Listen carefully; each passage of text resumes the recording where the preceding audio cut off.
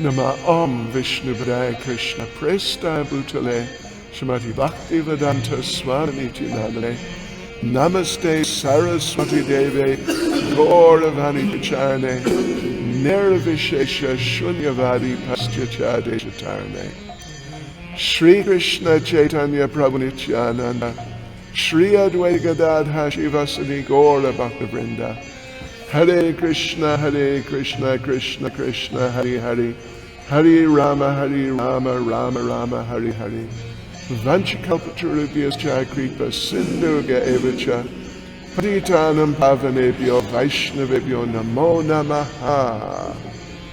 Yes, so devotees, first of all I must just switch off my speaker in Zoom. And you can hear me all right in Zoom, isn't it?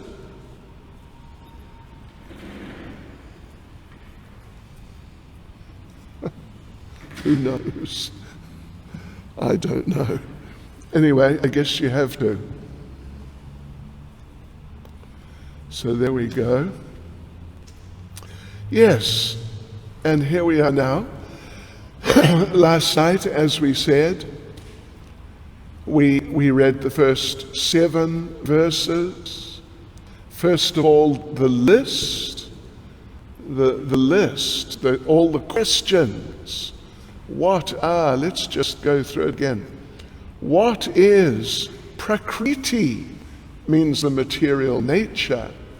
What is the Purusha? Means in this context, the enjoyer. Then Kshetra, what is the field of activities, which was one of the things we focused on last night. Basically means the body or the conditioned state, really, of the living entity. A combination of 3 things. The gross external body, the living symptoms which are manifest in the body, and then the subtle body. Those are the field of activities, in simple terms. Then number 4 is Kshetragya, the knower of the field. Who knows the body or the conditioned state? Could we say the conditioned condition of the conditioned soul? Yeah. Who knows that? And we heard that 2 people know the conditioned state of the living entity. One is the soul, as distinct, of course, from the body, the gross body, and the subtle body, and the life symptoms which are manifest. So the soul, the actual living entity, and the supersoul. Supersoul. There was some discussion of that last night. And then number 5 is jnana, knowledge. But not simply knowledge in the sense of being some sort of set of facts and figures, that type of thing. But knowledge which includes necessarily the process by which knowledge comes, not separating out the process for acquiring knowledge from the actual information, you could say, the actual knowledge which is then gathered. And then 6, Gyayam, the object of knowledge. Okay. Yeah, so that's the list from verse 1. And then we went on from verses 2 to verse 2 to verse 7 to discuss 3 and 4, and to some degree 5. 3 and 4, again, the field of activities, the conditioned state of the living entity, gross and subtle body, and the symptoms of life. and Kshetragya, the knower of the field, the soul and super soul, and then something about knowledge and the process. A little bit, not so much, but something was there. Something was there in that regard. Right, so that we went through, and I accept, I know there were some complexities there, like in what was it? In the 5th verse, the 5 types of realization. The 5 types of realization. Annamaya, basically the gross body, or strictly speaking, anna meaning food, how there is dependence on food for existence. That's a realization of, you could say, a higher truth. Because without that, your body could be as strong as you like, but with no food, the end will be nigh. The end will come soon. Then pranamaya. Next is just appreciating the living symptoms. Yeah. Not yet the presence of the soul, but just that there is life.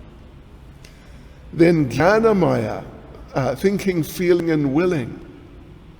The subtle body. Then number 4, vijnanamaya, realization of Brahman, or the spiritual nature of the living entities. Not just that there is life, but the actual spiritual nature. And then anandamaya, which is ultimately realization of the Supreme Lord, the realization of the all blissful nature. And then verses 6 and 7, it got complicated, didn't it? The 5 great elements: false ego, intelligence, the unmanifested, 10 senses and the mind, 5 sense objects, then desire, hatred, happiness, distress, the aggregate, the life symptoms and convictions. This in verses 6 and 7, this was a detailed analysis of the field, the gross and subtle bodies and all the various components. And not only that, but the interactions also. That was desire, hatred, happiness, distress. Those come under the headings of the interactions of the field. So that we went through. I hope you did write out, the different component features as were described there by Srila Prabhupada. It's very worthwhile doing. Yes, okay, so now we go on to the next section, which is verses 8, 9, 10, 11, and 12, which are all together. Those verses have been put together by Srila Prabhupada. So that's a section, and it is Krishna's more detailed, you could say, analysis of 5. Knowledge, jnana, knowledge, and the process. Actually, it's very interesting. It's just very interesting indeed. What Krishna considers to be knowledge and what Krishna considers to be the process of knowledge. Maybe some things will be very unexpected for us. That this is part of the process of knowledge. Anyway, we will look at it right now. Yes, so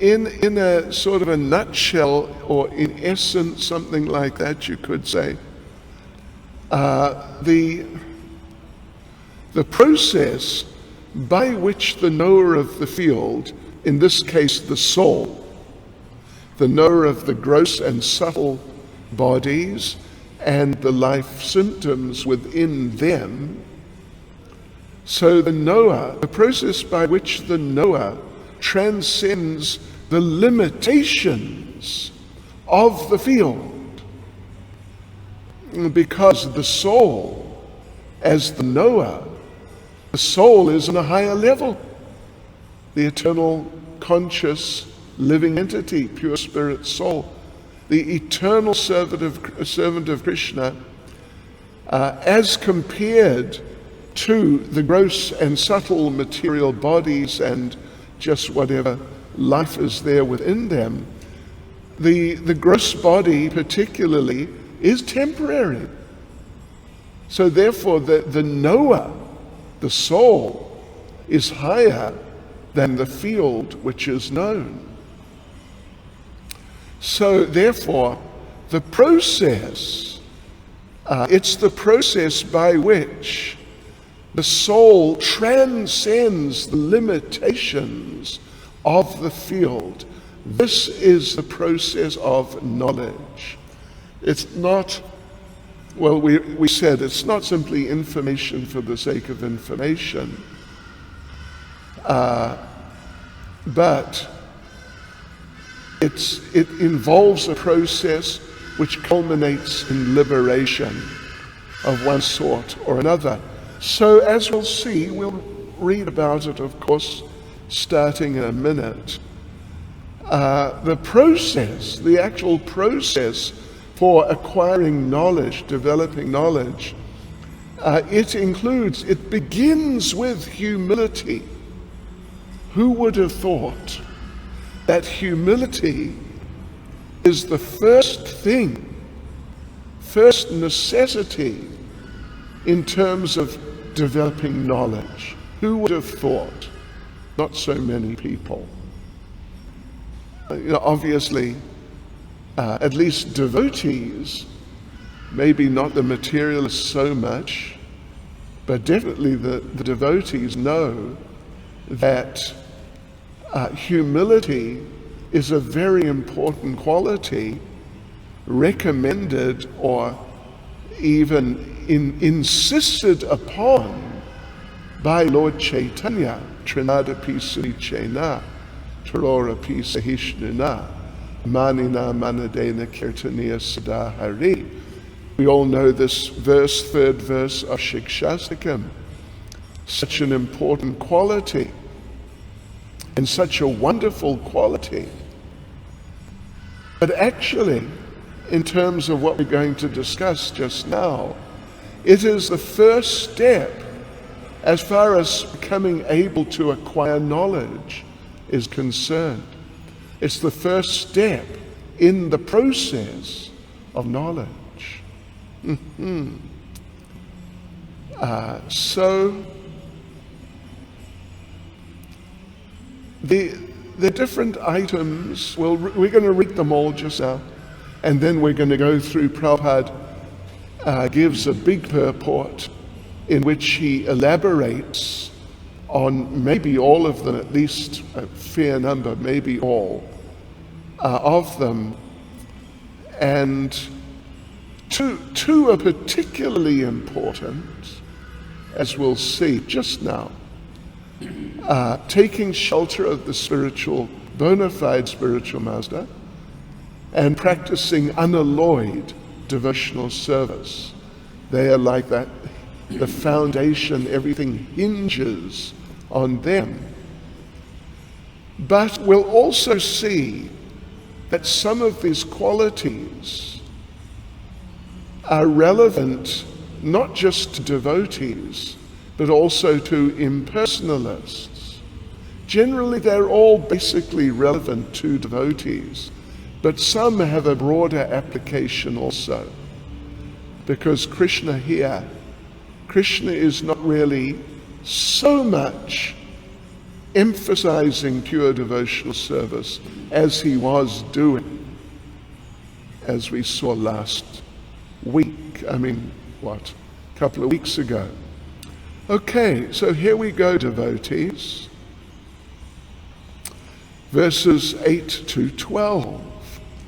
Humility, pridelessness, non-violence, tolerance, simplicity, approaching a bona fide spiritual master, cleanliness, steadiness, self-control, renunciation of the objects of sense gratification, absence of false ego, the perception of the evil of birth and death, old age and disease, detachment, freedom from entanglement with children, wife, home, and the rest, even-mindedness amid pleasant and unpleasant events, constant and unalloyed devotion to me, aspiring to live in a solitary place, detachment from the general mass of people, accepting the importance of self-realization, and philosophical search for the absolute truth. All these I declare to be knowledge. And besides this, whatever there may be is ignorance. Hare Krishna. That's powerful, isn't it? That's just really powerful. Okay, so let's have a look at the purport here. Here's a little, let me give you a little summary perhaps, before we go into detail. We'll go into detail. But yeah, a little summary first of all of these. So we have here, if you count them, you'll see we have 20 qualities. We have 20, basically. Now, the first 15 can be applied to both devotees and impersonalists, jnanis. The first 15. Then, the 16th quality, constant and unalloyed devotion to the Lord, is for the devotees, completely for the devotees. Then 17 and 18 are good for the jnanis and devotees. And what's 17 and 18 mean? It means aspiring to live in a solitary place. For devotees, that's good. For jnanis, that's good. Impersonalists. And what was it? Aspiring to live in a solitary place, detachment from the general mass of people. That's 17 and 18.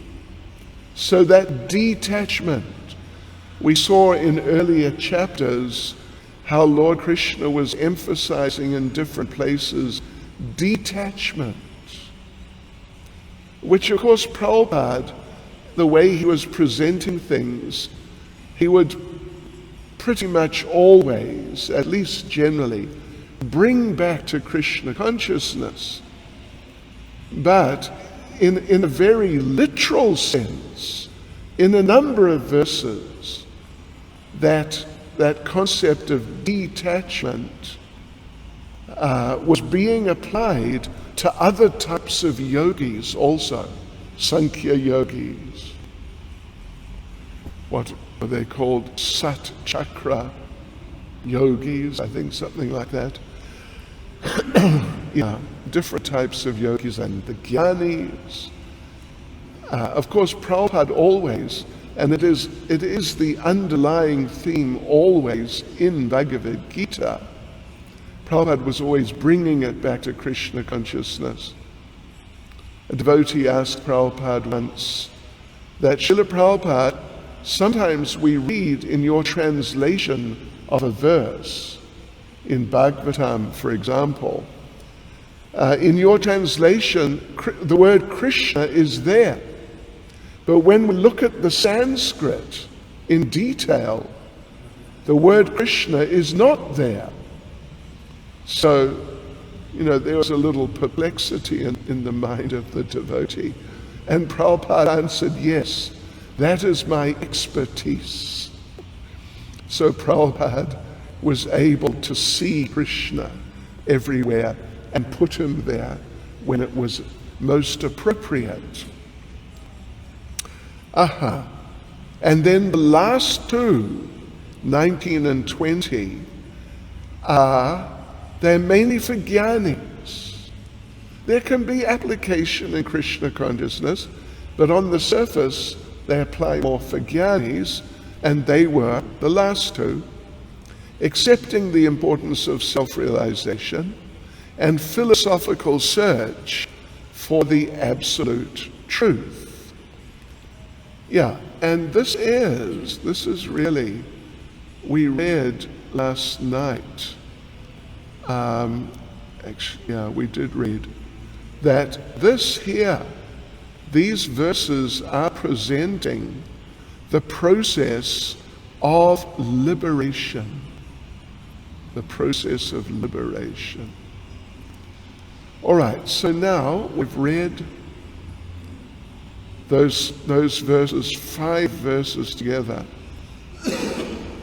Let's go through, because these are important qualities which we must appreciate, and appreciate the value of, and we must try to cultivate. Oftentimes we talk about, and it's definitely a fact, that we don't make real extraneous endeavors outside the process of Krishna consciousness to cultivate just certain good qualities. Like Prabhupada talks about being vegetarian. There are many vegetarian societies, and people join them to sort of learn about becoming a vegetarian and to get help becoming vegetarian and like that. But when you become Krishna conscious, you naturally become vegetarian.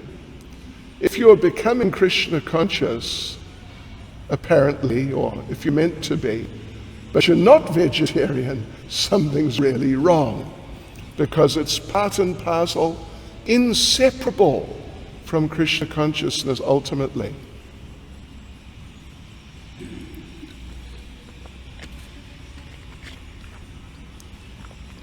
So these qualities are important. Prabhupada makes the point in the first paragraph. Prabhupada makes the point that some people, at the end of the first paragraph, end of the second paragraph, Prabhupada makes the point that, it's right at the end of the second paragraph, as for actual advancement in spiritual science, one should have a test to see how far he is progressing. He can judge by these items. We must look at ourselves from time to time as we're moving along the path of Krishna consciousness. We must look at ourselves from time to time and just do a little check. How am I doing? And to whatever degree these qualities are appearing or developing or not developing, these are all indications of the degree of progress or lack of, like this sort of idea. All right, so now let's just have a look here. Yes, so Srila Prabhupada does make the point in the first paragraph. Let's have a look at the first paragraph. So this is the real process of knowledge, because it involves refining your life. It's not simply academic, facts and figures, but it involves refining your life and bringing your life to a higher level, ultimately a Krishna conscious level.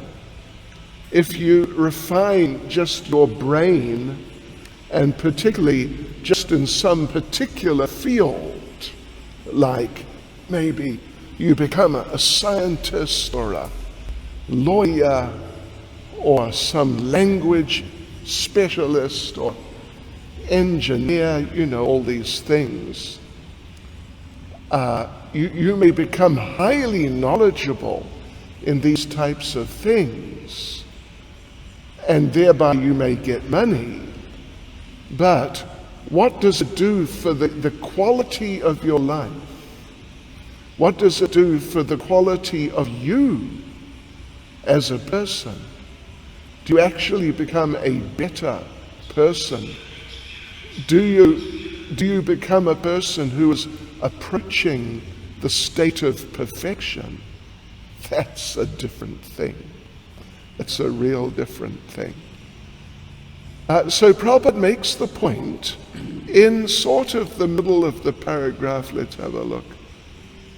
It is almost the middle of the paragraph. Srila Prabhupada says, of all the descriptions of the process of knowledge, the most important point is described in the first line of the 11th verse. Maicha nanya yogena bhaktir avya bicharani. The process of knowledge terminates in unalloyed devotional service to the Lord. So if one does not approach or is not able to approach the transcendental service of the Lord, then the other 19 items are of no particular value. Sri Sri Radha Radhanath Sri Giri Govardhan Sri Caitanya Mahaprabhu Ki Jai. How's that for a strong statement? Let me read it again. So if one does not approach or is not able to approach the transcendental service of the Lord, then the other 19 items in the list, because there's 20, so the other 19 are of no particular value. But if one takes to devotional service in full Krishna consciousness, the other 19 items automatically develop within him. And Prabhupada refers to famous verse, Bhagavatam 5:18-12. Yes yasti bhaktiya bhagavatya kinchana sarvaiganais tatra samasate sura. Yeah. And it's basically saying like that anyone who's rendering devotional service, bhaktir bhagavat, devotional service to the Lord, develops all the good qualities of the demigods. Those who are not rendering devotional service, they're just in their minds, just in their heads, on the mental platform. And then Prabhupada goes on a little further, just another sentence or two down. The principle of accepting a spiritual master, as mentioned in the 8th verse, is essential. Even for one who takes to devotional service, it is most important. transcendental life begins when one accepts a bona fide spiritual master. Supreme Personality of Godhead Sri Krishna clearly states here that this process of knowledge is the actual path. Anything speculated beyond this is nonsense. Whoa, Haribol. It's such a strong statement, but such a wonderful statement. So then, beginning with the second paragraph, Srila Prabhupada goes into an analysis of all, or the majority, I think all, but at least the majority of these particular items, which are the process. They're all component parts in a process for getting knowledge. And what is the first one? Humility. Now you can, I think, understand how some people, we mentioned actually, would just have a hard time. They'd have a hard time accepting that being humble is part of a process of knowledge. You know, it's one thing for it to be a process or part of a process for becoming a sort of like a pleasant person, or something along those lines. But in regard to knowledge, what does it mean? Well, let me give you a hint, an idea of what it means. And this principle applies in different ways to many of the other points, or even all of them, actually.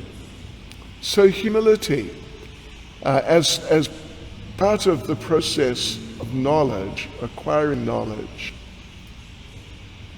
ultimately, that knowledge, the ultimate form of that knowledge, is to understand the Supreme Lord and our relationship with Him as His servants.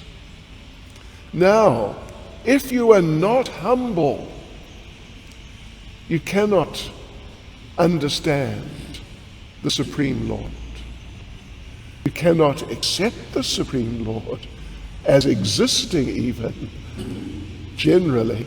What to speak of developing a relationship with Him, coming to know Him like that and appreciate Him in so many ways.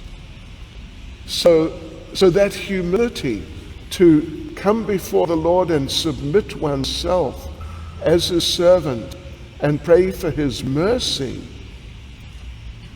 this is a very important part of coming to a point where one will be able to understand the Lord, or in other words, start to develop real knowledge of life. Because that real knowledge of life has to be in relation with the Supreme Personality of Godhead. Yes, so as someone said, was it in the famous Faust, I think it's an opera, Wagner, is it? Better to be a king in hell than servant in heaven. Something, words to that effect, than slave in heaven. The devotees would love to be slaves of Krishna, just to get the opportunity to do any service, any time, and just drown in the ocean of service. But humility is needed for that. Without that humility, the puffed up people, they say, "Where is God? Show me God." As if we can't pull Him out of our pocket, then and say, "There He is," then that's like they're justified in saying He doesn't exist. So there's a lot that can be said about this. But I think you get the basic idea how humility is actually an essential part, according to Lord Krishna here, the first step, the first part in the process of developing real knowledge, which culminates in liberation and entering one's relationship with the Lord. So Prabhupada, though, he gives a simple definition here. Humility means that one should not be anxious to have the satisfaction of being honored by others. There, it's just a little nutshell idea. What is humility, or a particular, it's like a perspective on humility.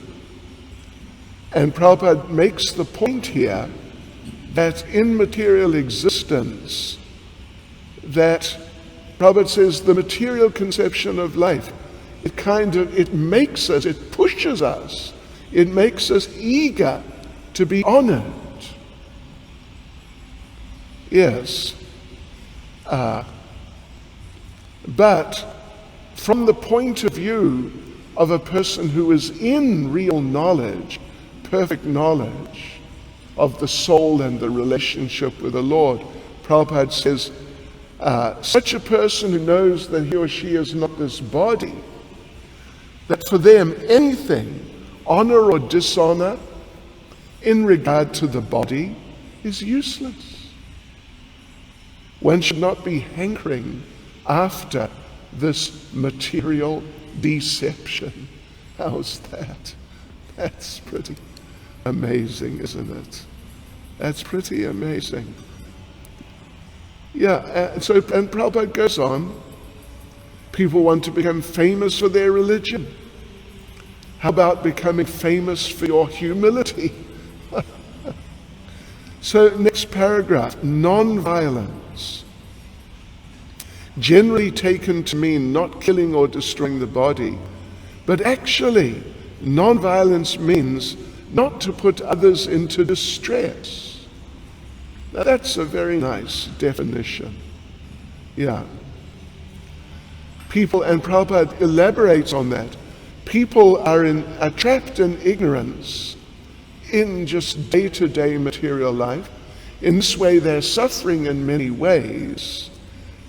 And Prabhupada says, unless one elevates people to spiritual knowledge, one is practicing violence. If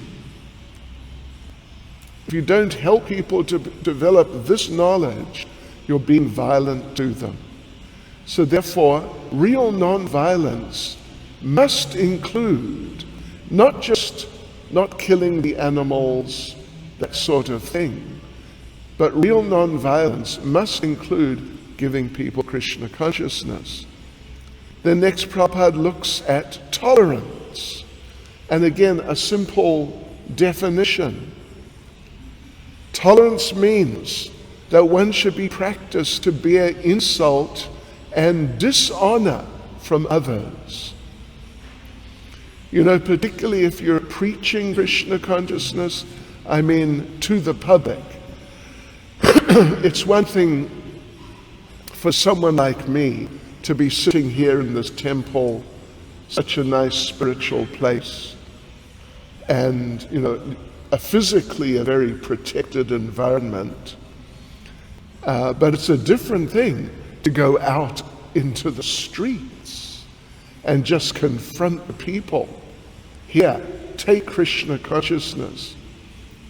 It's a very helpful thing for developing humility, actually. We strongly recommend that you go out distributing books if you want to develop humility. Because, and I can speak from experience, you go out into the streets doing book distribution, and it's almost, if you stay out like for the whole day, like 5, 6 hours, 7 hours, whatever, it's almost inevitable you'll meet at least one person who insults you or tries to grab a book and run away with it, Krishna, all these types of things. Yeah, so that really teaches tolerance. Otherwise, if you can't be tolerant, you'll get so frustrated out there. How can they treat me like this? And Prabhupada in the purport gives the example of Prahlad, who had to tolerate the extreme abuse of his father. We all know that story. But Prahlad tolerated. Like Haridas Thakur was whipped in 22 marketplaces, but he tolerated. So, and I've had so much experience, even friends of mine, close, when I first became a devotee, the very day I shaved my head and all that, then one of my close friends came to visit me, and he was just fried with me. Oh my gosh. And our friendship just ended on the spot. Sure. Yeah, it's hard, you know. We have to become tolerant. Then next, Prabhupada discusses simplicity. And again, a simple type of definition. Simplicity means that without diplomacy, one should be so straightforward that he could disclose the real truth even to an enemy. That's all Prabhupada says about simplicity. Yeah. Not being two-faced, being honest. Then Prabhupada talks about acceptance of the spiritual master. It's essential, because without that instruction, one cannot progress in Krishna consciousness. So one should approach the spiritual master very humbly and offer all services so that the spiritual master will be pleased to bless the disciple.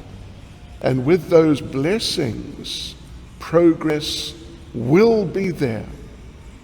And without the blessings, then one's life will be empty.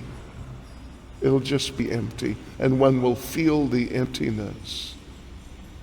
Yes, so then next one is cleanliness, essential for making advancement. Prabhupada here in the purport talks of two types of cleanliness. External, bathing the body, and internal cleanliness means thinking of Krishna and chanting Hare Krishna particularly. Of course, it includes reading Prabhupada's books, discussing Krishna consciousness. But particularly, thinking of Krishna, chanting Hare Krishna, Prabhupada recommends here.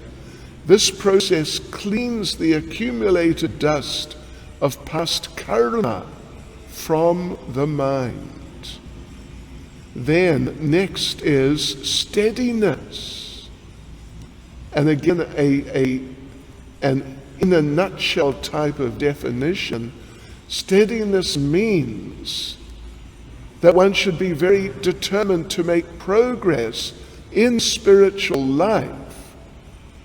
And Prabhupada says, without that determination, one cannot make tangible progress. So the thing is, sometimes Krishna puts pressure on us to get focused, get ourselves together in Krishna consciousness, or else there's going to be trouble. And when we feel that pressure, we might think, oh, it's pressure, it's not nice. But it's Krishna's mercy. He's prompting us, get more serious. In other words, he's saying, get more nectar. That's ultimately what it means. That comes from steadiness, and which comes from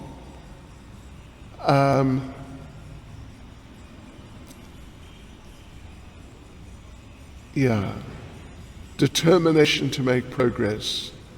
Then also in this same paragraph, self-control. Self-control. Prabhupada says self-control means, same paragraph, right? By the beginning.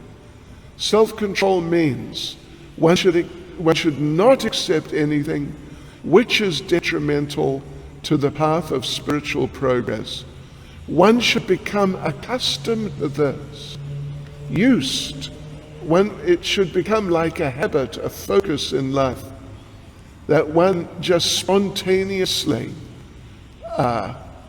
accepts things useful for Krishna consciousness, rejects things which are not.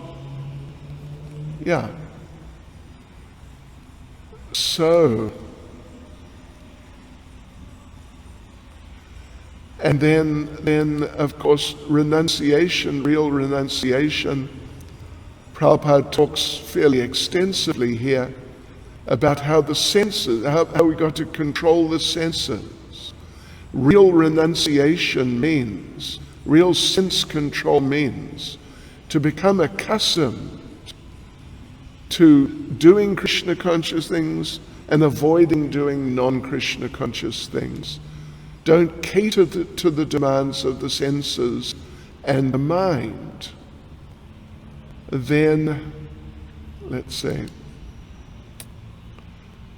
real renunciation, then false ego. False ego, Prabhupada says, next paragraph. False ego means accepting this body as oneself. When one understands that he's not his body and his spirit soul, he comes to his real ego. You know, we use this word ego. Generally it's used in a negative way, even in ordinary material life. Ego, literally, the word is a Latin word. It means I am. Or so it indicates a sense of identity. What am I? I am a man. Well, no, I'm not. I'm pure spirit soul. So I am a man. That's false. That's part of false ego. I'm a big man, a small man, whatever, some type of man, a white man. It's all part of the illusion of false ego. But I'm the eternal servant of Krishna. This is real ego, real identity, and that is what we want. Then, next paragraph, we should try to understand the distress of accepting birth, death, old age, and disease. As soon as you're born, you're dying. As soon as you're born, you're dying. Everything in between is just an interlude. In the meantime, it's not really something of real substance. So there's so much distress. Prabhupada dedicates this paragraph to talking about that, how there's a chapter in the Bhagavatam which describes the situation, the predicament of the child in the womb of the mother. Oh, it's horrible. It's terrible. And then what to speak of old age and finally the process of dying? It's shocking. So it's like that. And therefore, well, the Sanskrit, if we just look at the Sanskrit, let me just refer to the Sanskrit. The Sanskrit says, it is verse 9, Janma Mrityu Jara Vyadhi, that means birth, death, old age, disease. Dukkha dosh anudarshana. Dukh, of course, means misery. Dosh means fault. Something is faulty, something is wrong. And anudarshanam means having a darshan of these things. We like having darshan of the deities, but to have darshan of birth, death, old age, and disease, that's a bad darshan. But that's what people in material life are getting. Okay, let's see now. So then next Prabhupada elaborates on, as for detachment for children, wife and home, it is not meant that one should have no feeling for these. They are natural objects of affection. But when they're not favorable to spiritual progress, then one should not be attached to them. So the best process for making the home pleasant, for householders, at least a family, is if the whole home and all the members of the family can be fully Krishna conscious. And how to do that? Well, of course, these things we're very familiar with. Prabhupada saying, chant Hare Krishna, take prasadam, read the books. In other words, don't sit at home watching TV. Have a Krishna conscious program in the evening. Have some discussion about Bhagavad Gita, Srimad Bhagavatam. Do deity worship, etc., etc. The family members can sit down morning and evening and chant together.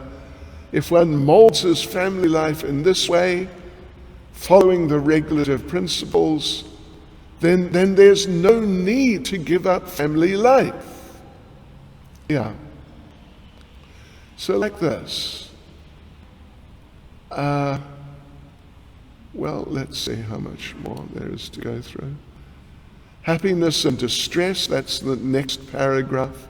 We have to tolerate, not just distress. It's one thing to try to tolerate distress. It's another thing tolerating material happiness, that we don't really want material happiness. Yeah. But we should see these things from the spiritual perspective. And if material happiness is going to distract us from Krishna consciousness, then no thank you. And then in the same paragraph, towards the end of the paragraph which begins happiness and distress, towards the end of the paragraph, Prabhupada says, devotional service to Krishna without deviation means engaging oneself in the 9 processes of devotional service. Yeah. Chanting, hearing, worshipping, etc., etc. And then next is not associating with materialistic people. Yeah. You know, Prabhupada's not really discussing all of them, but important ones. So for a devotee, for one who's really absorbed in Krishna consciousness, associating with non-devotees, well, it's like uncomfortable. How to relate to them, how to talk about the stuff they talk about. They don't want to hear about Krishna. Oh, Krishna. Yeah, so birds of a feather flock together. Yeah. Then, next paragraph, the importance of self-realization, of course, very important. And the second to last paragraph, really trying to understand the absolute truth sincerely. Because if you actually understand the absolute truth, you'll take to devotional service. And the last paragraph is just a little summary. Prabhupada, let me just read a bit of it. Beginning from practicing humility up to the point of realization of the supreme truth, the absolute personality of Godhead, this process is just like a staircase, beginning from the ground floor and going up to the top floor. Now, on the staircase, there's so many people who've reached the first floor, the second floor, or the third floor, etc. But unless one reaches the top floor, which is the understanding of Krishna, he is at a lower stage of knowledge.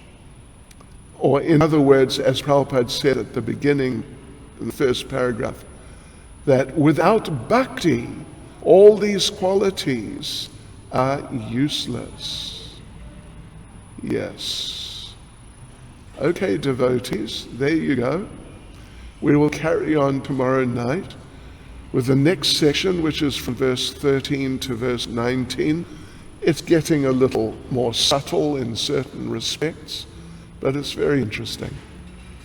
So, Hare Krishna, Srila Prabhupada Ki Jai.